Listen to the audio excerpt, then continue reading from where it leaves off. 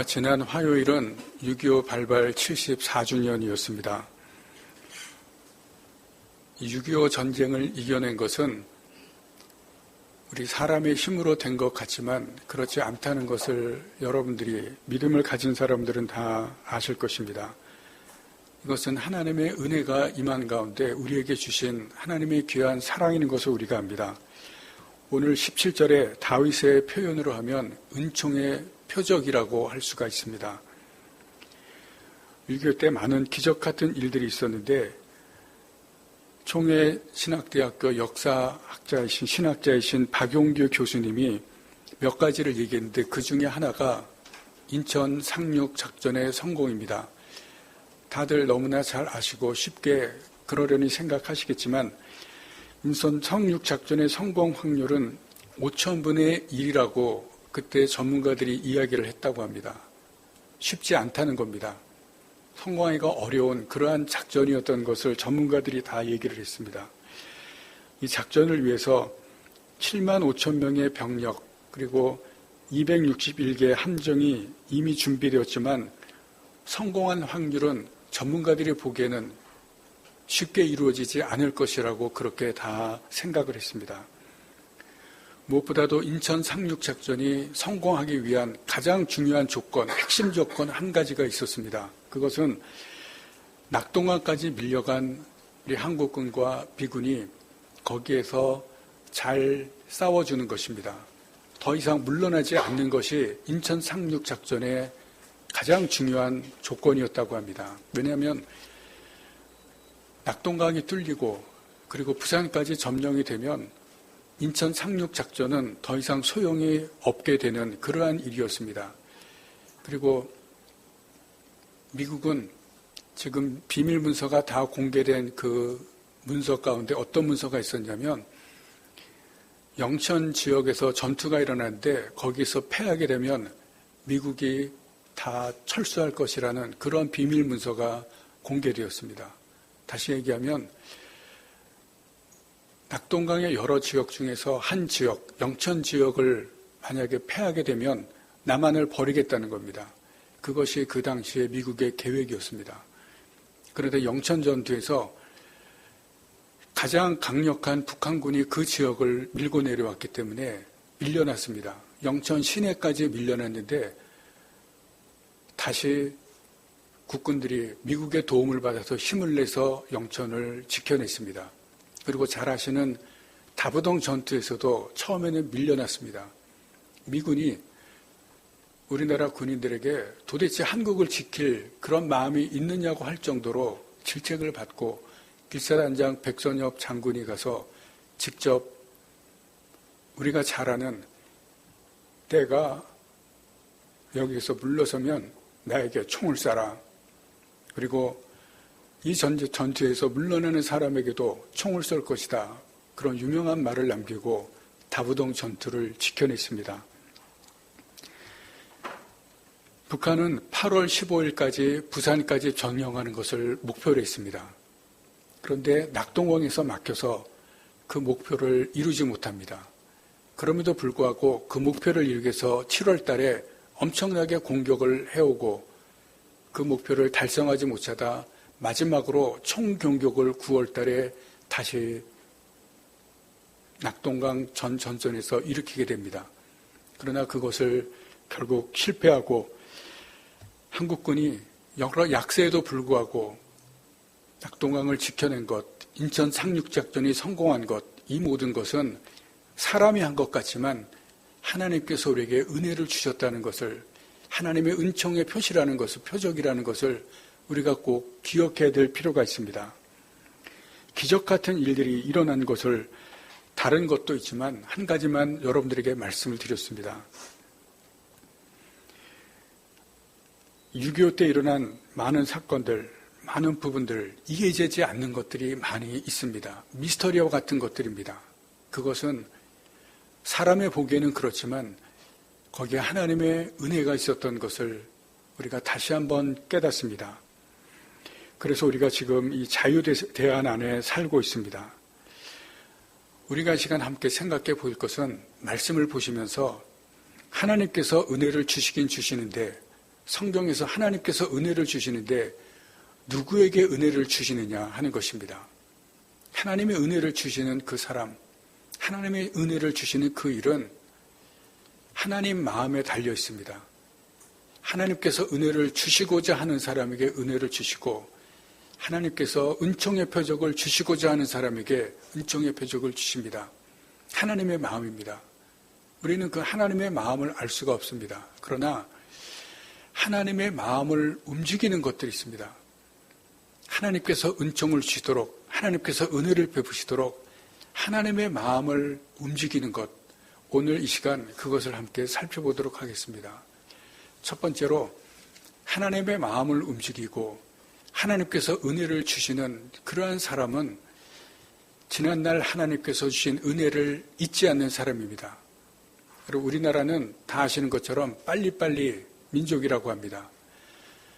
식당에 가도 빨리 나와야 되고 배달로 주문해도 빨리 배송을 해줘야 됩니다.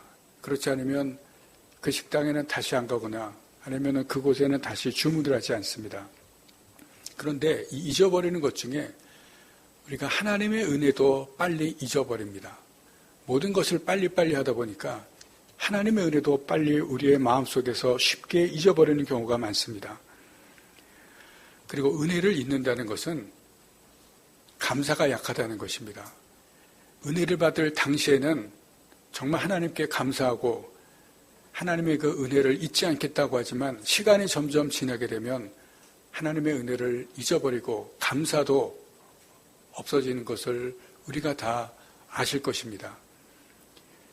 그 당시에는 좋았지만 그 당시에는 하나님의 은혜에 감사하지만 점점 그 감사가 약해지고 마지막에는 사라진다는 것입니다. 6.25도 여러분 어릴 때나 젊은 시절에는 많이 기억했습니다. 그러나 지금 점점 그것을 잊어가고 있는 것을 우리가 보게 됩니다. 그런데 빨리 하나님의 은혜를 잊어버리는 중에도 하나님의 은혜를 기억하는 사람들이 있습니다. 성경의 모세와 여호수아, 다윗과 다니엘 같은 사람, 하나님의 은혜를, 내게 주신 그 은혜를 잊어버리지 않고 기억하는 사람들입니다. 그 중에 다윗은 오늘 시편 86편을 기록했고 15절에서 하나님에 대해서 이렇게 표현을 하고 있습니다. 15절 말씀을 보시겠습니다. 그러나 주여 주는 긍휼히 여기시며 은혜를 베푸시며 노하기를 더디하시며 인자와 진실이 풍성하신 하나님이시다. 그렇게 말을 하고 있습니다. 다윗이 이렇게 하나님을 표현한 것은 지난날 자기에게 베푸신 은혜, 지난날 자기에게 베푸신 인자를 기억하고 있는 것입니다. 하나님은 그러한 하나님이라고 기억하고 있다는 것을 이 15절에서 우리에게 보여줍니다. 그런 하나님을 기억하면서 다윗이 다시 고난을 만난 중에 하나님의 은혜를 또다시 구합니다. 내게 은총의 표적을 달라고 기도하고 있는 것입니다.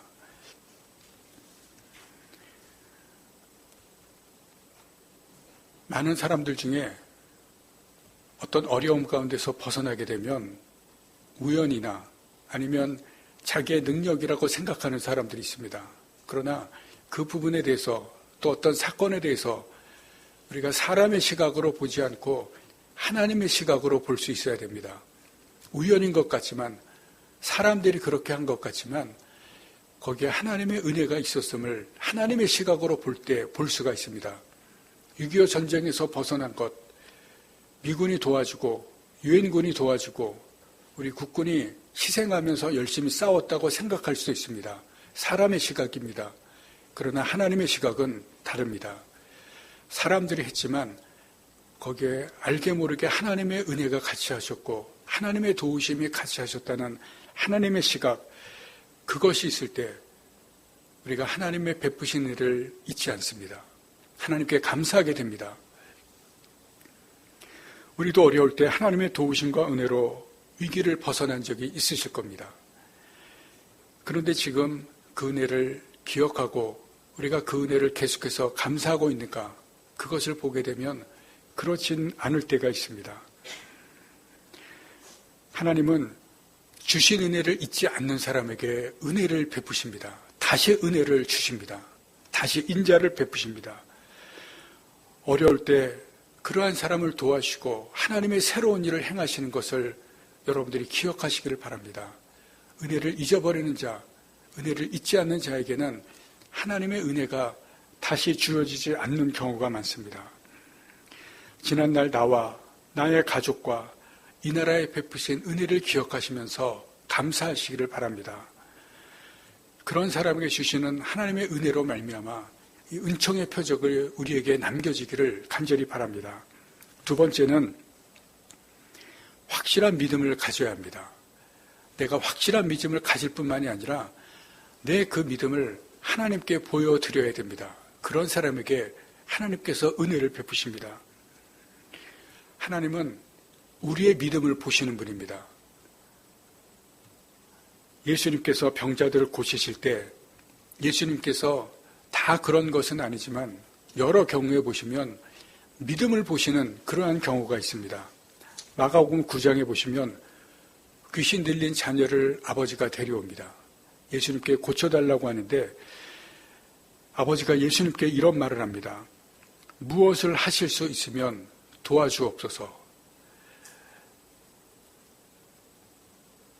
하실 수 있으면 이라고 하는 그 말은 도와주실 수 있으면 도와주시고 그렇지 못하면 괜찮다. 그런 의미로. 지난 화요일은 6.25 발발 74주년이었습니다. 6.25 전쟁을 이겨낸 것은 우리 사람의 힘으로 된 것 같지만 그렇지 않다는 것을 여러분들이 믿음을 가진 사람들은 다 아실 것입니다. 이것은 하나님의 은혜가 임한 가운데 우리에게 주신 하나님의 귀한 사랑인 것을 우리가 압니다. 오늘 17절에 다윗의 표현으로 하면 은총의 표적이라고 할 수가 있습니다. 6.25 때 많은 기적 같은 일들이 있었는데 총회신학대학교 역사학자이신 신학자이신 박용규 교수님이 몇 가지를 얘기했는데 그 중에 하나가 인천 상륙 작전의 성공입니다. 다들 너무나 잘 아시고 쉽게 그러려니 생각하시겠지만 인천 상륙 작전의 성공 확률은 5,000분의 1이라고 그때 전문가들이 이야기를 했다고 합니다. 쉽지 않다는 겁니다. 성공하기가 어려운 그러한 작전이었던 것을 전문가들이 다 얘기를 했습니다. 이 작전을 위해서 7만 5천 명의 병력 그리고 261개의 함정이 이미 준비되었지만 성공한 확률은 전문가들이 보기에는 쉽게 이루어지지 않을 것이라고 그렇게 다 생각을 했습니다. 무엇보다도 인천 상륙작전이 성공하기 위한 가장 중요한 조건, 핵심 조건 한 가지가 있었습니다. 그것은 낙동강까지 밀려간 우리 한국군과 미군이 거기에서 잘 싸워주는 것입니다. 더 이상 물러나지 않는 것이 인천 상륙작전의 가장 중요한 조건이었다고 합니다. 왜냐하면 낙동강이 뚫리고 그리고 부산까지 점령이 되면 인천 상륙작전은 더 이상 소용이 없게 되는 그러한 일이었습니다. 그리고 미국은 지금 비밀 문서가 다 공개된 그 문서 가운데 어떤 문서가 있었냐면 영천 지역에서 전투가 일어나는데 거기서 패하게 되면 미국이 다 철수할 것이라는 그런 비밀 문서가 공개되었습니다. 다시 얘기하면 낙동강의 여러 지역 중에서 한 지역, 영천 지역을 만약에 패하게 되면 남한을 버리겠다는 겁니다. 그것이 그 당시에 미국의 계획이었습니다. 그런데 영천 전투에서 가장 강력한 북한군이 그 지역을 밀고 내려왔기 때문에 밀려났습니다. 영천 시내까지 밀려났는데 다시 국군들이 미국의 도움을 받아서 힘을 내서 영천을 지켜냈습니다. 그리고 잘 아시는 다부동 전투에서도 처음에는 밀려났습니다. 미군이 우리나라 군인들에게 도대체 한국을 지킬 그런 마음이 있느냐고 할 정도로 질책을 받고 길사단장 백선엽 장군이 가서 직접 우리가 잘 아는 때가 여기에서 물러서면 나에게 총을 쏴라. 그리고 이 전투에서 물러나는 사람에게도 총을 쏠 것이다. 그런 유명한 말을 남기고 다부동 전투를 지켜냈습니다. 북한은 8월 15일까지 부산까지 점령하는 것을 목표로 했습니다. 그런데 낙동강에서 막혀서 그 목표를 이루지 못합니다.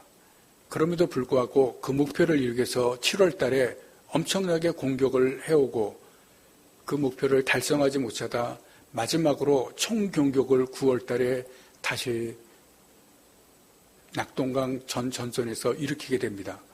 그러나 그것을 결국 실패하고 한국군이 여러 약세에도 불구하고 낙동강을 지켜낸 것, 인천 상륙작전이 성공한 것, 이 모든 것은 사람이 한 것 같지만 하나님께서 우리에게 은혜를 주셨다는 것을, 하나님의 은총의 표시라는 것을, 표적이라는 것을 우리가 꼭 기억해야 될 필요가 있습니다. 기적 같은 일들이 일어난 것을 다른 것도 있지만 한 가지만 여러분들에게 말씀을 드렸습니다. 6.25 때 일어난 많은 사건들, 많은 부분들, 이해되지 않는 것들이 많이 있습니다. 미스터리와 같은 것들입니다. 그것은 사람의 보기에는 그렇지만 거기에 하나님의 은혜가 있었던 것을 우리가 다시 한번 깨닫습니다. 그래서 우리가 지금 이 자유대안 안에 살고 있습니다. 우리가 이 시간 함께 생각해 볼 것은 말씀을 보시면서 하나님께서 은혜를 주시긴 주시는데, 성경에서 하나님께서 은혜를 주시는데 누구에게 은혜를 주시느냐 하는 것입니다. 하나님의 은혜를 주시는 그 사람, 하나님의 은혜를 주시는 그 일은 하나님 마음에 달려 있습니다. 하나님께서 은혜를 주시고자 하는 사람에게 은혜를 주시고, 하나님께서 은총의 표적을 주시고자 하는 사람에게 은총의 표적을 주십니다. 하나님의 마음입니다. 우리는 그 하나님의 마음을 알 수가 없습니다. 그러나 하나님의 마음을 움직이는 것들이 있습니다. 하나님께서 은총을 주시도록, 하나님께서 은혜를 베푸시도록 하나님의 마음을 움직이는 것, 오늘 이 시간 그것을 함께 살펴보도록 하겠습니다. 첫 번째로 하나님의 마음을 움직이고 하나님께서 은혜를 주시는 그러한 사람은 지난날 하나님께서 주신 은혜를 잊지 않는 사람입니다. 그리고 우리나라는 다 아시는 것처럼 빨리빨리 민족이라고 합니다. 식당에 가도 빨리 나와야 되고 배달로 주문해도 빨리 배송을 해줘야 됩니다. 그렇지 않으면 그 식당에는 다시 안 가거나 아니면 그곳에는 다시 주문을 하지 않습니다. 그런데 이 잊어버리는 것 중에 우리가 하나님의 은혜도 빨리 잊어버립니다. 모든 것을 빨리빨리 하다 보니까 하나님의 은혜도 빨리 우리의 마음속에서 쉽게 잊어버리는 경우가 많습니다. 그리고 은혜를 잊는다는 것은 감사가 약하다는 것입니다. 은혜를 받을 당시에는 정말 하나님께 감사하고 하나님의 그 은혜를 잊지 않겠다고 하지만 시간이 점점 지나게 되면 하나님의 은혜를 잊어버리고 감사도 없어지는 것을 우리가 다 아실 것입니다. 그 당시에는 좋았지만, 그 당시에는 하나님의 은혜에 감사하지만 점점 그 감사가 약해지고 마지막에는 사라진다는 것입니다. 6.25도 여러분 어릴 때나 젊은 시절에는 많이 기억했습니다. 그러나 지금 점점 그것을 잊어가고 있는 것을 우리가 보게 됩니다. 그런데 빨리 하나님의 은혜를 잊어버리는 중에도 하나님의 은혜를 기억하는 사람들이 있습니다. 성경의 모세와 여호수아, 다윗과 다니엘 같은 사람, 하나님의 은혜를, 내게 주신 그 은혜를 잊어버리지 않고 기억하는 사람들입니다. 그 중에 다윗은 오늘 시편 86편을 기록했고 15절에서 하나님에 대해서 이렇게 표현을 하고 있습니다. 15절 말씀을 보시겠습니다. 그러나 주여, 주는 긍휼히 여기시며 은혜를 베푸시며 노하기를 더디하시며 인자와 진실이 풍성하신 하나님이시다. 그렇게 말을 하고 있습니다. 다윗이 이렇게 하나님을 표현한 것은 지난날 자기에게 베푸신 은혜, 지난날 자기에게 베푸신 인자를 기억하고 있는 것입니다. 하나님은 그러한 하나님이라고 기억하고 있다는 것을 이 15절에서 우리에게 보여줍니다. 그런 하나님을 기억하면서 다윗이 다시 고난을 만난 중에 하나님의 은혜를 또다시 구합니다. 내게 은총의 표적을 달라고 기도하고 있는 것입니다.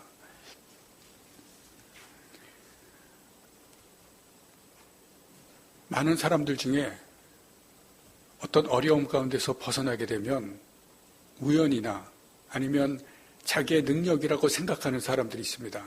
그러나 그 부분에 대해서 또 어떤 사건에 대해서 우리가 사람의 시각으로 보지 않고 하나님의 시각으로 볼 수 있어야 됩니다. 우연인 것 같지만 사람들이 그렇게 한 것 같지만 거기에 하나님의 은혜가 있었음을 하나님의 시각으로 볼 때 볼 수가 있습니다.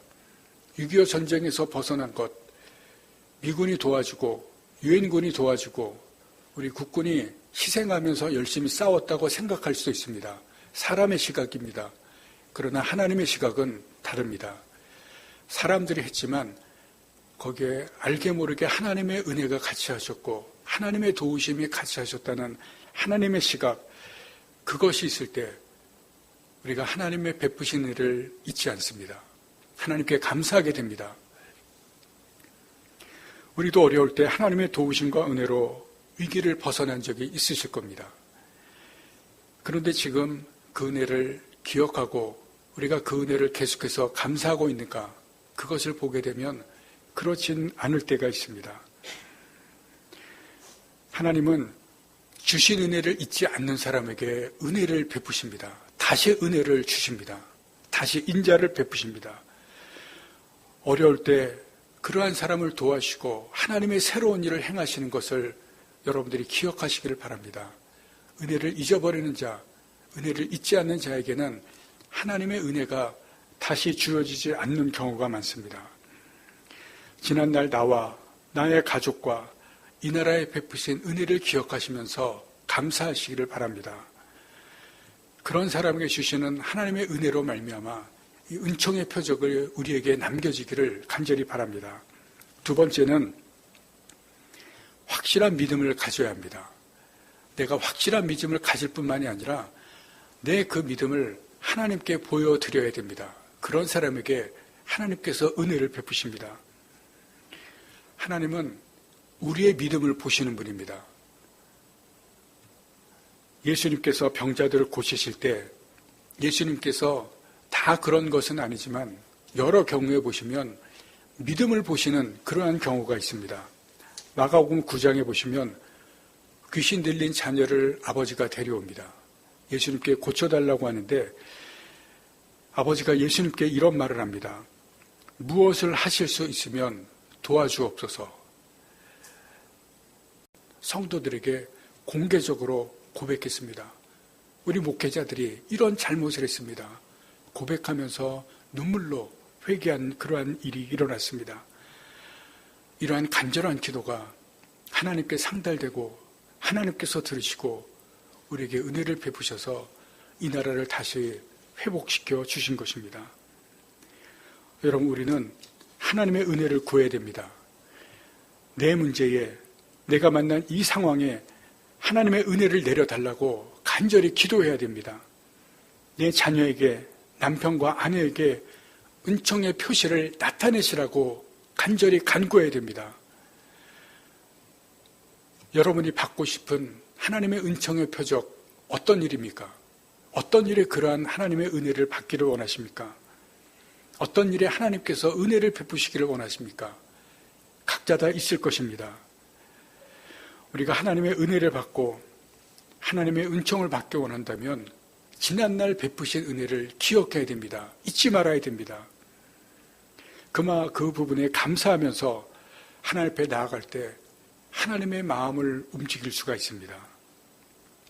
힘들고 어려운 현실 앞에서 믿음이 분열되지 말아야 됩니다. 작은 믿음일지라도 온전한 믿음으로 하나님 앞에 나아가야 됩니다.